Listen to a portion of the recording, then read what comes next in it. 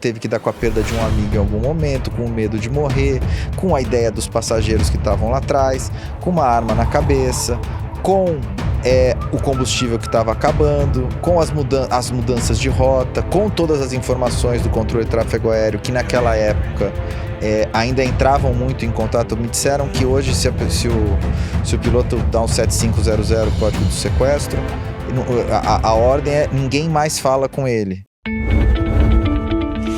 Bem-vindo ao programa Porta de Hangar, o canal da aviação.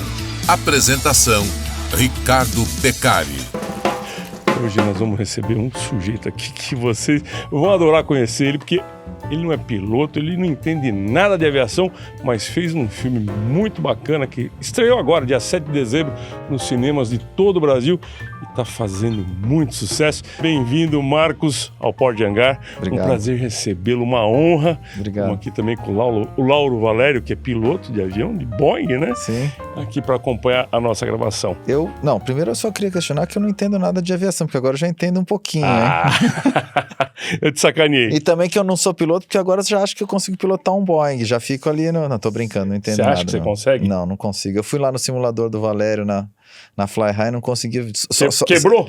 Só quebrei. Eu falei, não, mas é difícil essa coisa. Achei que era mais fácil. A sensação ali foi bem surpreendente. É bem legal. E o simulador dele é completo, né? É bem bacana. Eu não entendo muito de simulador, mas eu achei bem impressionante, assim, a estrutura toda. Legal. Tá na hora, então, de você pensar em tirar o brevet, né? Pô, um diretor de cinema, coisa e tal. Tira o brevet, vai voar, compra o seu avião. Cara, como é que... Primeiro, só quero falar um pouquinho da sua carreira. Como é que começou a sua carreira de cineasta? Eu na verdade, eu fiz cinema na faculdade, eu sou de uma família de médicos. Meu primeiro filme foi o Bruna Surfistinha, né? Que foi um filme que ficou bem conhecido, assim. As pessoas... É um filme que até hoje, né? Recentemente ainda teve sempre estão trazendo o filme, assim, a Débora agora foi num baile da Vogue de Bruna, a gente tem, o filme é super assistido, então é um filme que foi o meu primeiro filme da carreira, um filme difícil, né, porque eu tinha esse desafio, né, de ter uma coisa que tinha muita desconfiança ao redor do filme, fazer o primeiro filme, ele tinha muitas possibilidades aí de sair do drama que me cativava mais para cair numa coisa um pouco, num comercial que não me interessava e tal. Depois eu fiz alguns filmes, fiz o Homem São de Marte é pra lá que eu vou, o primeiro. Sim. Recentemente eu fiz Quase Dupla com a Tatá e com o Cauã, fiz O Homem Perfeito com a Luana, com o Luke, com o Guizé. E aí fiz uma série chamada Psi pra HBO, que foi indicada ao Emmy, foi bem interessante. E agora, recentemente, fiz o Rei da TV. O que você prefere fazer? O cinema, a TV? Você é publicitário também, né? Na verdade, a minha carreira começou fazendo comercial e videoclipe, né? Eu tive uma história aí de fazer bastante comercial de videoclipe antes de fazer meu primeiro longa. É engraçado, eu nunca fiz um curta-metragem, assim. Eu fiz na verdade, na faculdade, mas assim, o Bruna foi meu primeiro longa. Então, eu acho que assim, o longa tem uma coisa que você consegue cuidar um pouco mais do projeto por ele ter, né, 1h30, é uma coisa que você faz com um pouco mais de cuidado a respeito de tudo. A série, você tenta cuidar também, mas por ser um produto maior, ele acaba sendo uma coisa um pouco mais de roteiro ali, de realização. Os orçamentos acabam vindo, você tem que empacotar uma coisa para funcionar para tudo. Os dois têm o seu encanto, mas se eu fosse ter que escolher, fazer uma das duas coisas pro resto da vida, eu escolheria o longa. Como é que surgiu a oportunidade de você gravar esse filme? Esse projeto começou, na verdade, com a Joana Henning, da Escalate, do Estúdio Escalate. A Joana fez ela na curadoria de projetos ali, que ela faz dentro da produtora dela, ela recebeu essa ideia de fazer um documentário do Constâncio Viana, que já vinha pesquisando esse caso há algum tempo. O Constâncio acho que começou a pesquisar em 2013, se eu não me engano, alguma coisa assim. E o Constâncio tinha levantado muito material, tinha falado com os passageiros, tinha várias entrevistas com o comandante Murilo, com o coronel Secato, que era o piloto do caça, que escoltou um dos pilotos dos caça que escoltou o Boeing. Ele tinha falado também com o pessoal envolvido no controle de tráfego aéreo. Ou seja, ele tinha feito uma pesquisa bem grande para fazer esse documentário.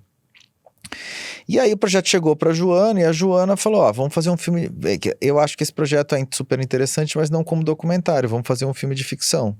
E aí que ela me convidou para entrar no projeto. Isso foi em 2018. Ela já tinha um primeiro tratamento de roteiro, que tinha sido escrito pelo Lusa Silvestre. E eu falei, pô, achei super interessante, na verdade. Eu não lembrava. Eu não conheço nada, eu não conheço nada. Eu não tenho nenhuma memória desse caso. Eu tinha 14 anos na época, eu não tenho nenhuma memória desse caso.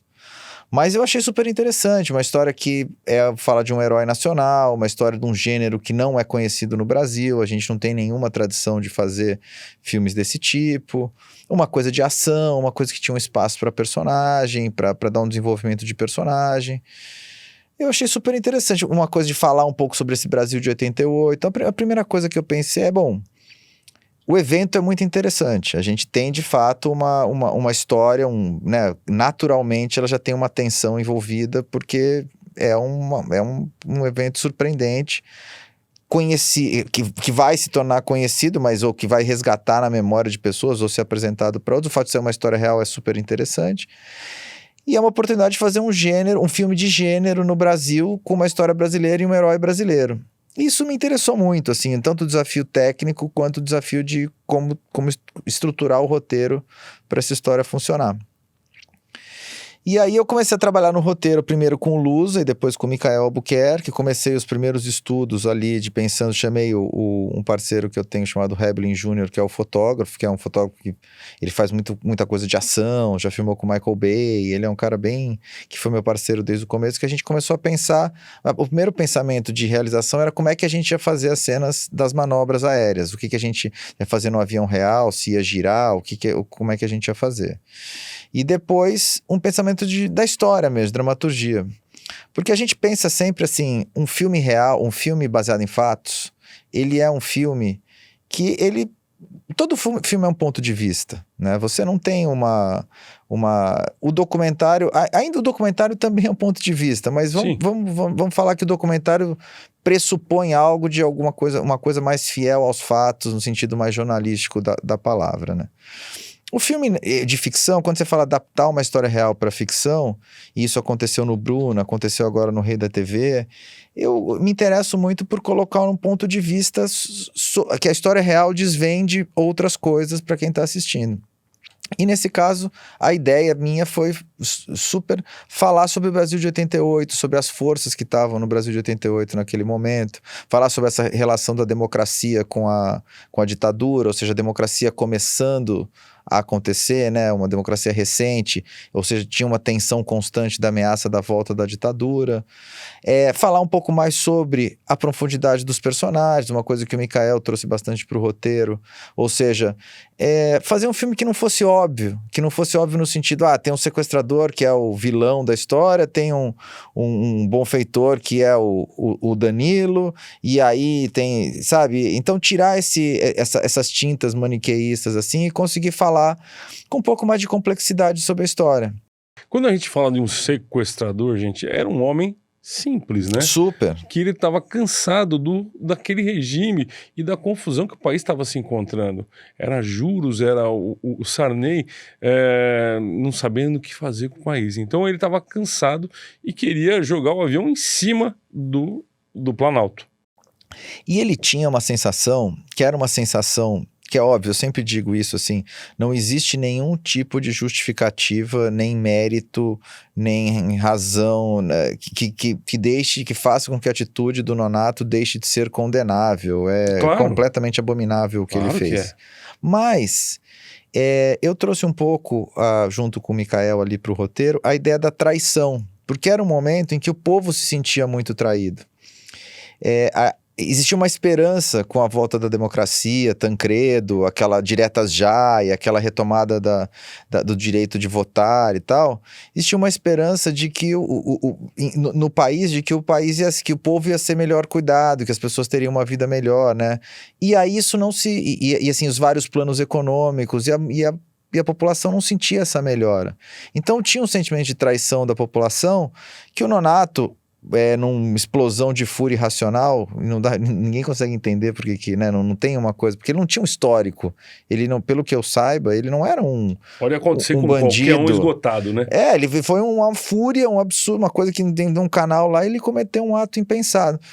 Então no filme, a gente tenta, e eu acho que o trabalho do Danilo do Jorge e da Roberta, em especial nesse assunto do Danilo e do Jorge, a gente tenta colocar um pouco dessas camadas, sabe? O sequestrador, ele tá ali, mas ele não é um cara treinado, ele é um cara que ele olha, ele tem uma coisa simples. Alguns passageiros disseram que ele pediu desculpa, porque ele flertava muito com essa ideia de tá fazendo um negócio na fúria, mas de repente baixava um pouco a bola, depois ele ia de novo. Essas camadas que eu acho que são interessantes na história, para além de só ser uma coisa tipo daquele extremismo de um terrorista islâmico que não nos é filmes verdade, americanos, entendi. e que não é verdade, que é taxado só num lugar. Então esse primeiro momento era um momento muito de escolher tecnicamente como fazer o desafio, né? Como cumprir esse desafio, como trabalhar essa câmera, como pensar um trabalho muito que eu fiz junto com o Heblin, que é o fotógrafo, e por outro lado essa estrutura de dramaturgia de como olhar para esse país de 88 e para esses personagens de uma forma mais aprofundada, para, assim, através desse evento conseguir desmembrar outras coisas que fossem interessantes.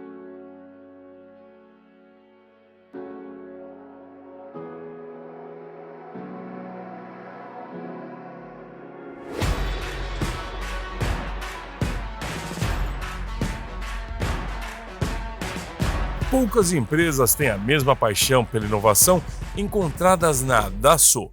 Ela vive no coração do nosso pessoal, que dedica grande parte de suas carreiras aqui, resultando nos atos mais avançados do mundo. A paixão também prospera nos clientes da Dassault, cuja busca incansável pela excelência os torna imparáveis. Dassault Falcon, projetado com paixão. A consultoria da Aerotrading vai além do processo de importação. Seus profissionais atuam para definir qual o modelo mais adequado à necessidade do cliente. Importação de aeronaves, partes, peças e componentes, terceirização de importação e scroll. Visite o site aerotrading.com.br. O desafio de manter o artista naquela tensão, porque quantos dias foram de filmagem, né? Então, o desafio de manter bastante mais de 100 pessoas, e manter essas pessoas na tensão do que é um sequestro. Como é que foi para vocês isso aí? Como é que vocês resolveram? Então, essa é uma parte bem... Era uma parte bem importante do filme, né? Porque, assim, o filme é um thriller. Ele é um thriller que eu sinto que hoje as pessoas que assistem o filme têm muito essa sensação de que não consegue desgrudar da história, sabe? Fica na cadeira, assim, grudado até acabar, porque o filme passa rápido. Tem sido muito legal o impacto que as pessoas têm tido ao assistir o filme. E esse desafio era um desafio muito importante, o desafio de como manter a atenção numa situação que primeiro existiam muitas conversas de rádio. Então, quando a gente está filmando uma conversa de rádio, não é que, por exemplo, a Gualda, que é o controlador de voo, está falando com alguém que está dando a réplica para ela. O Danilo não está ali do lado para falar. Né? Ele faz e aí o Danilo faz num outro dia, num outro lugar. Então, assim, a gente tinha uma preparação que a gente fez, mas assim, às vezes os atores não tinham se encontrado direito ainda na hora. Então, era bem complicado.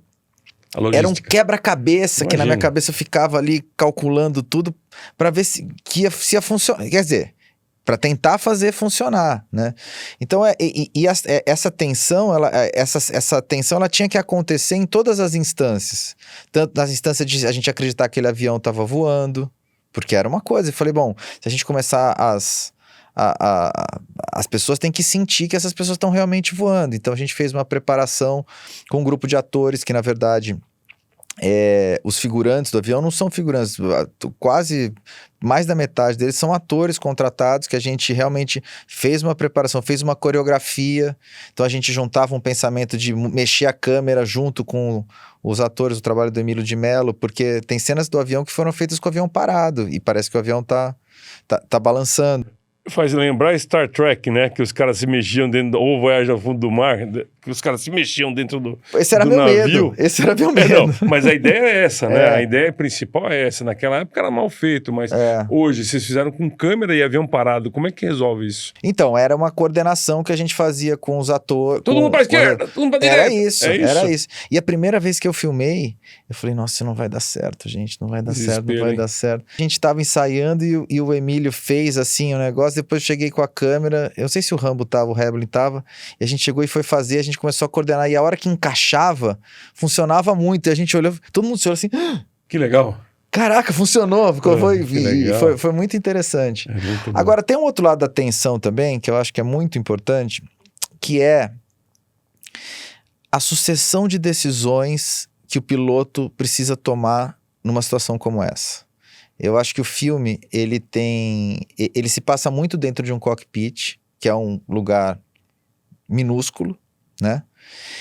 E eu acho que tem um mérito do roteiro, da pesquisa, dos detalhes, para entender a cada situação, a cada minuto, quais eram as novas decisões que o piloto tinha que... A carga que ele sofria e como ele tinha que responder. Então ele tinha que lidar com o próprio voo, ele tinha que lidar com a perda do piloto automático, ou seja, ele não podia mais soltar o manche, teve que lidar com a perda de um amigo em algum momento, com o medo de morrer, com a ideia dos passageiros que estavam lá atrás, com uma arma na cabeça, com o combustível que estava acabando, com as mudanças de rota, com todas as informações do controle de tráfego aéreo, que naquela época ainda entravam muito em contato. Me disseram que hoje, se o piloto dá um 7500, código do sequestro, a ordem é ninguém mais fala com ele. Não. Mas na época não.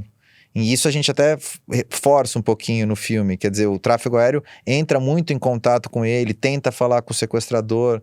Então, essa sucessão de decisões do piloto mantém uma tensão, porque você fala, caraca, que pressão que esse cara tá vivendo. E você entende isso, sabe? O roteiro, desde o roteiro a gente foi... É assim, e aí já falando um pouco do lado aeronáutico, tinha um desafio de colocar as questões aeronáuticas dentro do drama. O combustível está acabando, isso era dramático. Tem que mudar a pressurização, isso tinha que ser um beat de drama. Então isso já... mudar a pressurização, mudar a altitude para economizar combustível já gerava uma tensão com o sequestrador, um medo nos passageiros, uma tensão no controle de tráfego aéreo. Então o roteiro foi muito construído a partir dos detalhes da história, dos detalhes técnicos da história também do acontecimento, para dar para isso uma carga de drama. E isso mantém muito a atenção, porque o espectador fica entendendo, colado, e agora o que ele vai fazer? E agora? É uma sucessão de decisões que você sabe, você que pilota sabe, a cada segundo você tem que tomar algumas decisões sobre o que você vai fazer numa situação de pressão. Agora eu quero chegar na parte um pouco técnica, que eu fiquei assim, falei, pô, mas como é que esses caras colocaram um 737-200 as pessoas andando no pátio e o avião da VASP lá atrás? Isso foi coisa digital? Como é que vocês fizeram esse tipo a cena do pátio? Do pátio. A gente fez uma pesquisa grande de aviões pelo Brasil, né? Eu inclusive descobri, que eu jamais imaginava, que tem um monte de gente, fazenda, que tem avião. Em Araraquara tem um. Araraquara tem um, em Cascavel tem outro, Foz do Iguaçu tem outro. Mas eu nunca imaginava que as pessoas compravam um avião para botar no quintal, entendeu? É porque é barato, né? Acaba sendo barato, né? Comprou na massa falida da VASP. Eu acho que o transporte é mais caro do que comprar. Do que o próprio avião. E mais trabalhoso, né? Pois é. E aí a gente começou a descobrir. Fomos a Cascavel visitar. A gente ainda não tinha uma ideia, né? A Joana, a Paula, que é a produtora executiva do projeto. A gente não tinha ideia de se a gente ia reconstituir no estúdio, porque tudo isso dependia muito de um custo. O que era mais viável operacionalmente e financeiramente. E a gente teve sempre um apoio muito interessante da FAB. A Força Aérea Brasileira apoiou o projeto. E não só com transporte? Com transporte, algumas coisas, mas também com consultorias, né? E eles disponibilizaram... A gente descobriu que no Musal, no Rio de Janeiro, tinha um Boeing 737... Da presidência. Da presidência, isso mesmo. Exatamente. E aí a gente foi para lá, e a gente resolveu filmar lá, ou seja, usar aquele pátio do Musal, cenografamos algumas coisas ali e usamos aquele pátio do Musal como se fosse um embarque do aeroporto de Confins. E aí tem uma cena no filme que é um plano aberto, tem um Electra, não é um Electra, é um outro muito parecido com o Electra, que eu não sei. Tem um Electra lá em Musal. Tem um Electra. Não tem... Então acho que é o Electra mesmo. Né? Então é o Electra, tem 3 Boeings e depois um avião que era da Força Aérea. E a gente fez aquela cena do embarque de Confins lá no avião. É um plano bem grande de drone. Assim. Mas e a pintura do 737 que muito realista. Como é que vocês fizeram aquilo? Aí é a equipe de arte que manda muito bem, que adesivou, é adesivo. Adesivou, é um adesivo que a gente coloca por cima, e aí tem que retirar o adesivo e deixar tudo bem igual. A equipe de arte foi muito guerreira nesse filme, assim. Muito guerreira, é muito legal essa história. Eu fiquei pensando, eu falei, puxa vida, como é que os caras recriaram isso? É muito legal. E mesmo porque o digital sai mais caro do que se for fazer um esquema desse ou não? Não, o digital, ele geralmente funciona como um complemento, sabe? Tipo, tem cenas no filme que são full 3D, tem cenas do filme que são, por exemplo, eu filmei com drone, várias coisas que são, filmei só a pista e aí vem o asfalto filmado com o digital por cima. O filme é uma colagem de várias técnicas possíveis, desde o full 3D até o full filmado. Então, o cockpit com um fundo de recorte que você aplica o céu, ou o outro que é você filma o asfalto e você aplica o avião em cima, outro que você daí filma, reconstrói também o asfalto em 3D. Isso eram decisões que a gente foi tomando, assim, eu faço um storyboard, né, dessa sequência, um desenho dessa sequência, e aí baseado em cada plano, cada shot, o cara fala, isso aqui é melhor você filmar essa parte, essa aqui eu construo. A gente tem uma reunião com o supervisor de efeito e a gente meio que vai decidindo o que vai ser filmado e o que vai ser aplicado, às vezes o que vai ser apagado, né? Cara, eu tenho tanta pergunta para te fazer.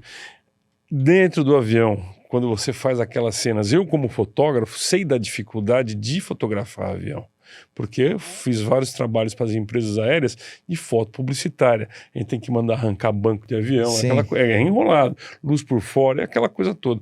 Cinema é mais complicado do que fotografia, cinema tudo movimento. Como é que vocês resolveram as cenas? Por exemplo, eu vi cena dele ameaçando o passageiro, eu vi cena da hora que o avião está fazendo, tunou a manobra, e ele decolando. Você pode contar isso pra gente ou não? Claro. Então, é uma mistura, na verdade. A gente tinha um avião externo que a gente fez no Musal, né? A gente tinha... Então, daí a gente decidiu reconstruir os aviões no estúdio. E aí foi até interessante, porque eu falei da equipe de arte. Teve um dia que eu recebi um vídeo do avião que a gente desmontou em Goiânia e trouxe para dentro do estúdio. Era um vídeo assim do mecânico tirando o primeiro parafuso do avião. Falou assim, começou a desmontagem. Eu falei, cara, não vai chegar nunca esse avião aqui. Eu tava filmando, eu falei, não, e será que isso é uma notícia boa? Tô ferrado. O cara vai desmontar o avião, tá tirando o primeiro parafuso.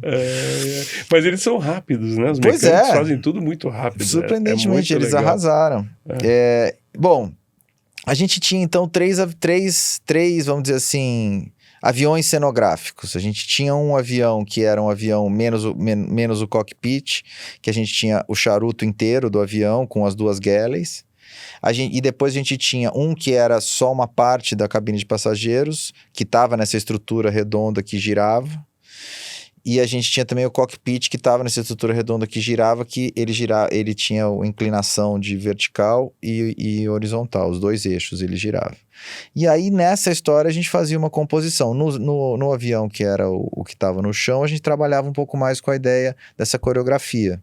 Nos outros a gente fazia propriamente o tunou, o parafuso E o cara decolando lá dentro, como é que era feito aquilo? Desculpa, gente, muitas coisas são feitas, desculpa te cortar, Marcos, que é naquele avião que faz a gravidade zero, né? Que ele mergulha, sobe e assim...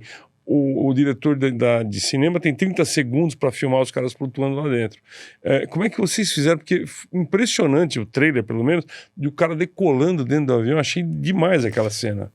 Aquilo ali, a gente tinha uma estrutura de... Bom, aí o que acontecia? Nesses aviões que estavam no estúdio, nesses pedaços, a gente tinha conforto de filmar, tudo foi muito discutido, né? A gente tinha que aumentar um pouco as proporções do avião, para a gente conseguir passar com a câmera ali, ainda ficando realista. Eu acho que ninguém percebe que o avião é um pouco mais largo, né? Você percebeu ou não, né? Um pouquinho, mas é porque eu sou piloto. Só você percebeu. Não, mas é porque eu sou piloto, gente, explico. Meu pai voou na VASP de 737-200, né? Então eu sempre estava dentro do avião. Meu pai fez uma coisa muito legal comigo, meu irmão. Levava a gente voar para conhecer o Brasil. Ele preferia que a gente perdesse aula e conhecesse a cultura. Eu conheço o Brasil todo, tá? Por causa do meu pai. Então a gente percebe... porque a gente está dentro. Agora, é muito convincente, muito bem feito aquela cena, todas elas. Então, eram decisões como essa. Então, por exemplo, o corredor, eu sempre quis fazer uma perspectiva que fosse realista. E eu vi muitas referências, ainda bem que a gente tem muitas referências, eu estudei muitos filmes desse tipo. E tem uns filmes que você parece que tá na sala de casa, né? Um corredor largo, tira aquela... Então, eu sempre quis trazer uma coisa realista, uma coisa documental, uma câmera que mexesse. Eu acho que quando a gente tem muito conforto para filmar, às vezes vem uma falsidade que não me interessava muito. Entendi. Então, esse aumento das proporções para dar um conforto era sempre no limite, assim, do mínimo, do que dá, assim, para não perder esse lado. Mas tinha alguns confortos, por exemplo, de tirar um lado de uma lateral do avião para colocar a câmera aqui para filmar os passageiros. Tinha um conforto de tirar uma lateral inteira para fazer um traveling que passasse pelos passageiros. Então, tudo isso o Rafael Roncone, junto com o Heblin, a equipe de arte, a equipe de foto, trabalharam para a gente ter um conforto sem perder essa sensação de realismo. Porque pra gente, pra você que tá assistindo, que é piloto e assiste um filme, por exemplo, tá, o Lauro Valério aqui, comandante, você viu, por exemplo, o cara subiu num 747, desceu num 727 e dentro do avião era um Airbus. Isso acontece muito, né, Laura? E você fica daquela... Pô, que droga isso aí. E o que eu achei interessante no seu filme é que vocês seguiram a fidelidade do avião. Uma coisa que eu quero te perguntar, que eu não assisti o filme, mas vi os trailers que são muito bons. Hoje eu vim para cá pro estúdio ouvindo no rádio, falando do filme, eu achei muito legal. Como é que você treinou o comandante, o piloto, os artistas na cabine de comando? Como é que foi esse treinamento? Houve o Lauro Valério foi lá e ajudou nesse treinamento? Como é que foi feito isso A aí? gente teve algumas consultorias, não só na parte de pilotagem, como também na parte de tráfego aéreo. De novo, a FAB ajudou a gente tinha um piloto que era o comandante Sidney, que foi piloto não sei se você conheceu, que era irmão da Paula Torres, que é a nossa Inclusive, produtora o pai dele executiva. também foi piloto. Exatamente. Da VASP. O Sidney foi uma pessoa que acompanhou a gente o tempo todo. Ele Amigo foi do meu fundamental. pai, legal, muito bom. Ele foi muito importante pra gente. Ele tava no set, então tinha várias vezes que o Danilo começava a mexer nos botões. Ele falava, não, ele não pode mexer, meu querido, nesses botões que ele vai derrubar o avião. Porque a tendência do ator é um pouco essa, né? Faz que nem, né? Então fala, atenção, passageiro. É natural, né? Eu falei, isso, não, né? Ô Danilo, não é por aí. Você tem que... Então a gente tinha a própria sensação do manche, como segura no manche, que peso tem, né? Que peso tem o pedal, o rudder, como é que é a coisa ali que funciona. O cara tá metido, agora já é um piloto, bicho. É porque o rudder tem um papel importante quando ele retorna o parafuso, né? A Black Hawk Aerospace é uma empresa especialista na melhoria do desempenho de aeronaves, aumentando as capacidades de voo para níveis incomparáveis, com valores competitivos se comparado à compra de um novo. Melhoramos o desempenho de aviões como King Air, Pilatus e Caravan. Saiba mais em blackhawk.aero.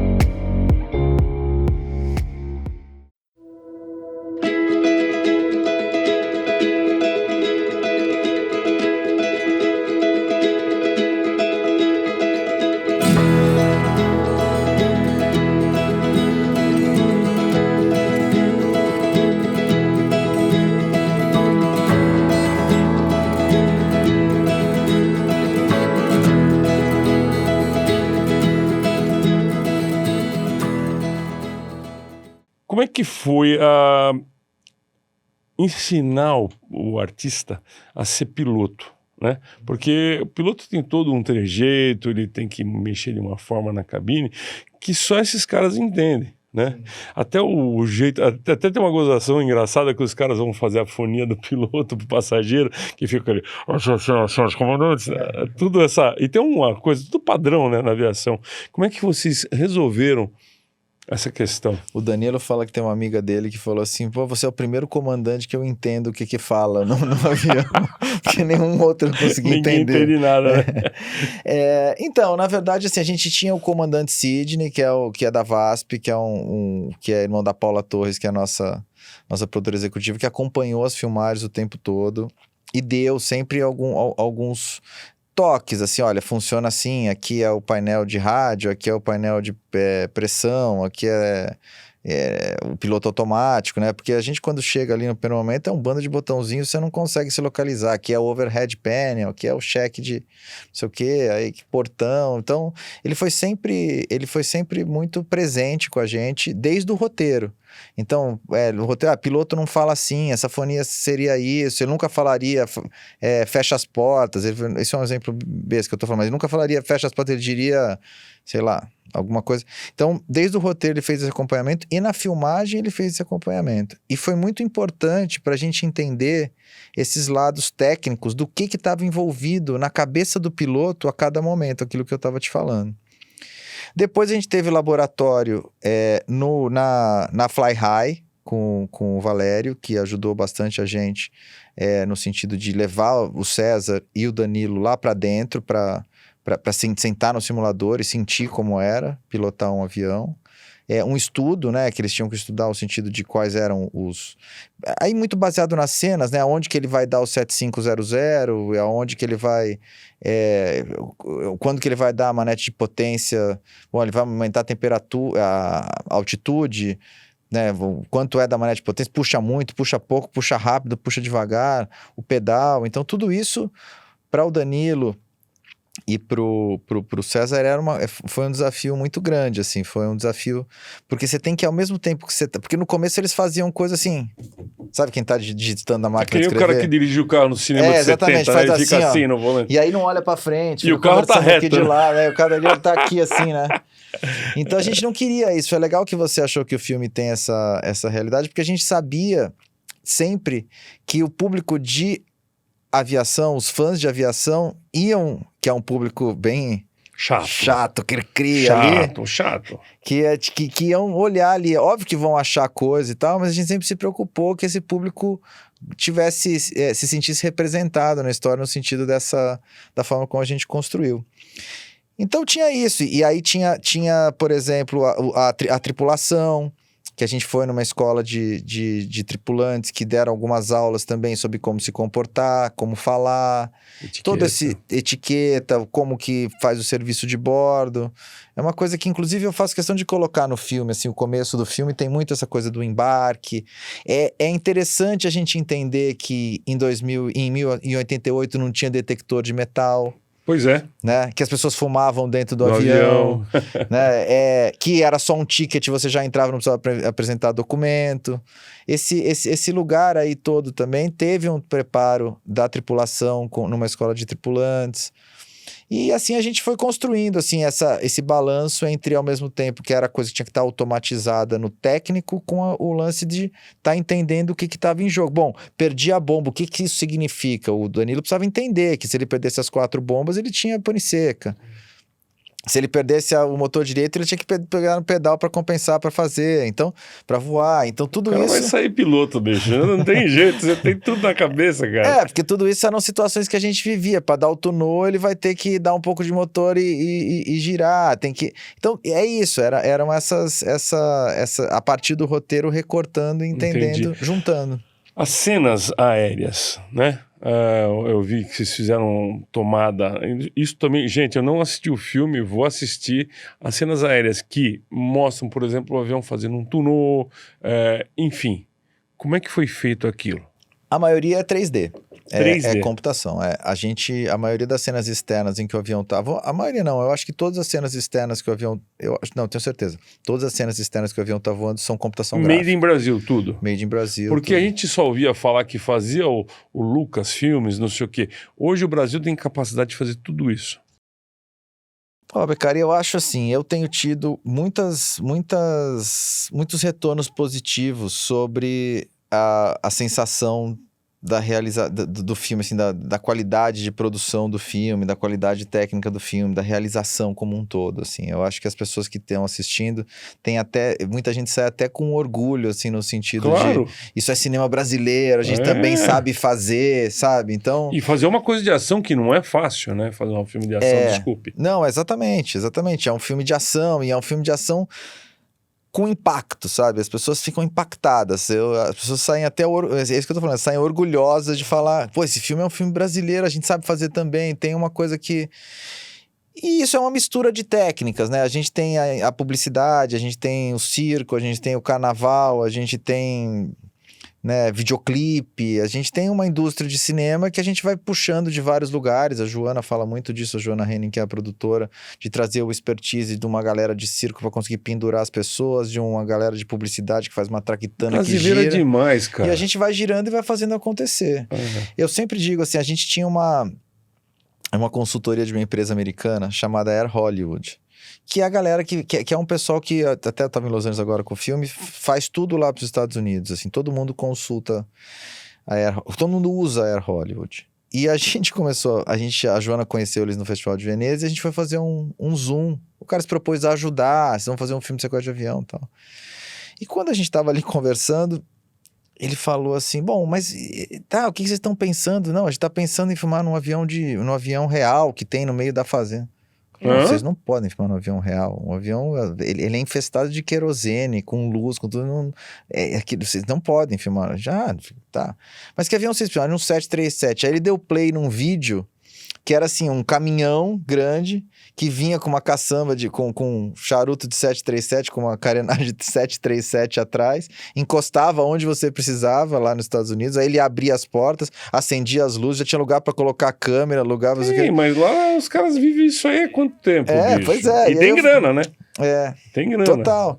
E aí, por exemplo, a gente vê as referências, né? Eu via lá os caras, assim, como é que eles mexem o avião, balançam o avião com um joystickzinho, assim.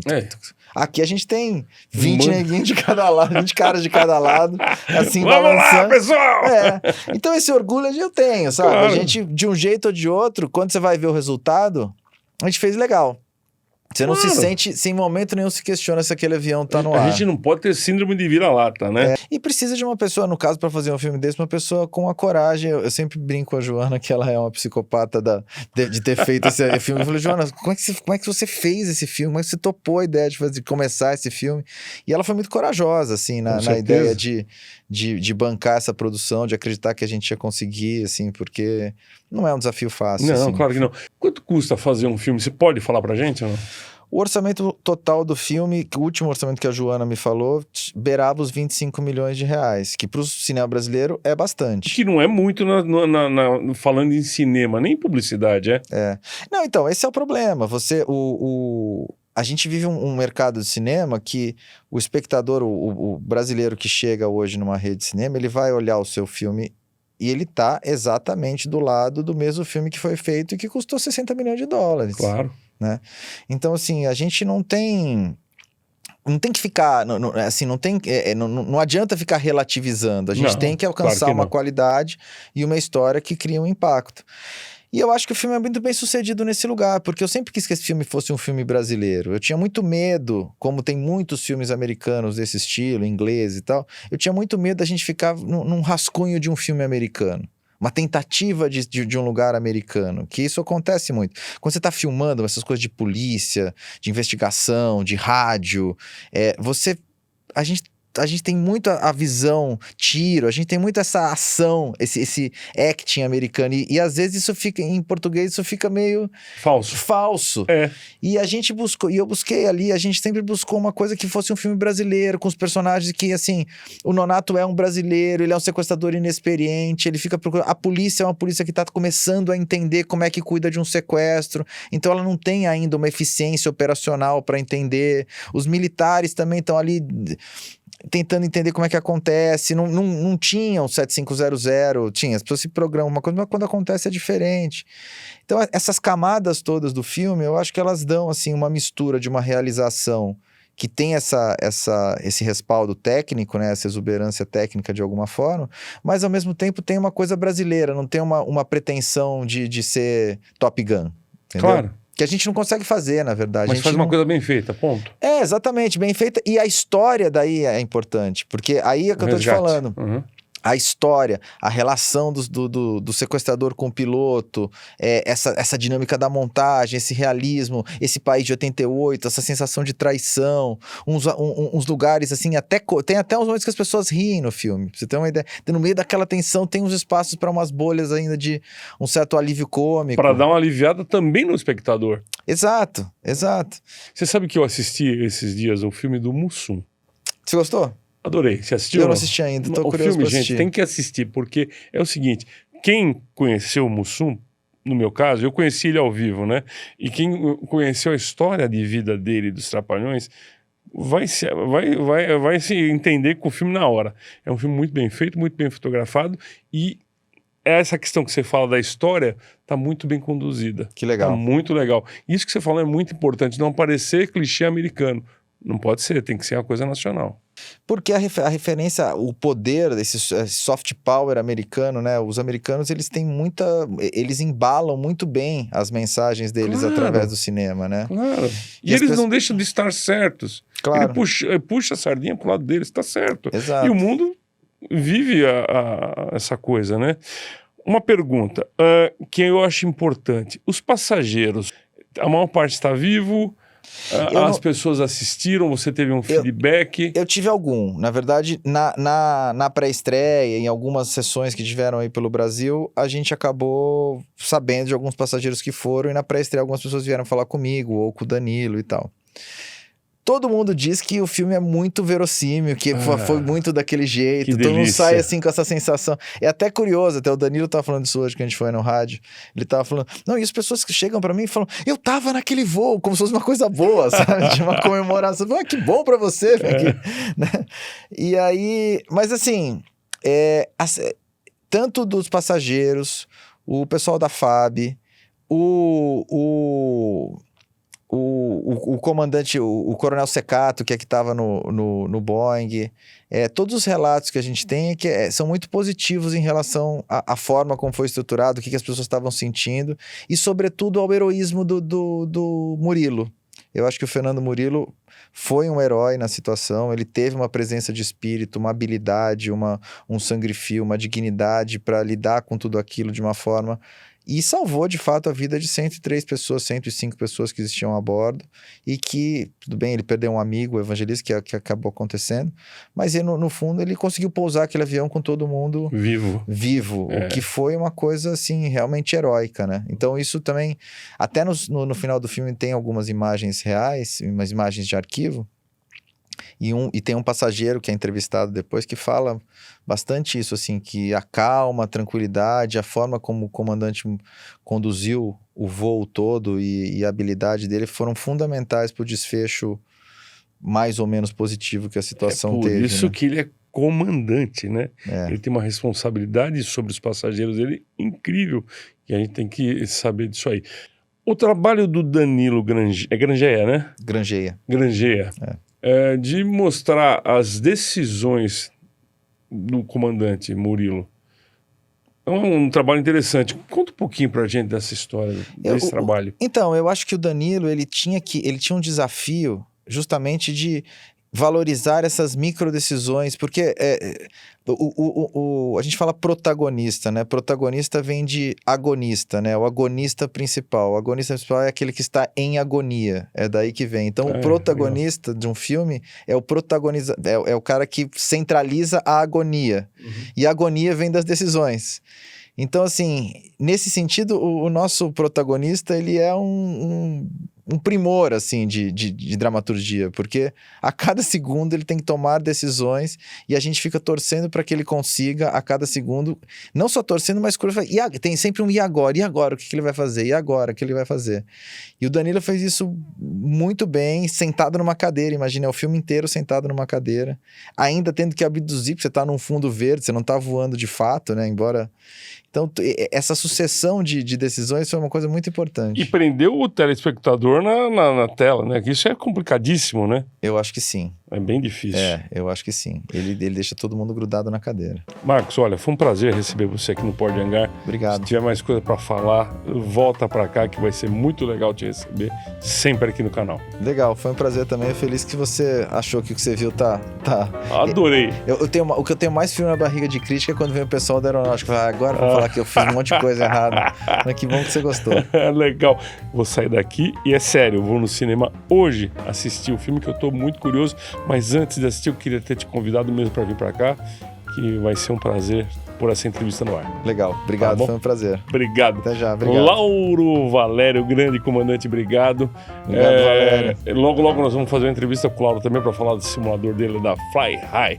Vai ser uma honra. E Celso Martins, obrigado pela sua trabalho muito legal que você faz aí atrás do set de filmagem. Legal. Pessoal, se você não está inscrito no canal, inscreva-se, deixa aquele like, se gostar da história aqui do Marcos, que foi um trabalho primoroso, mudando a forma de ver do cinema nacional, tá bom? Até a próxima, valeu!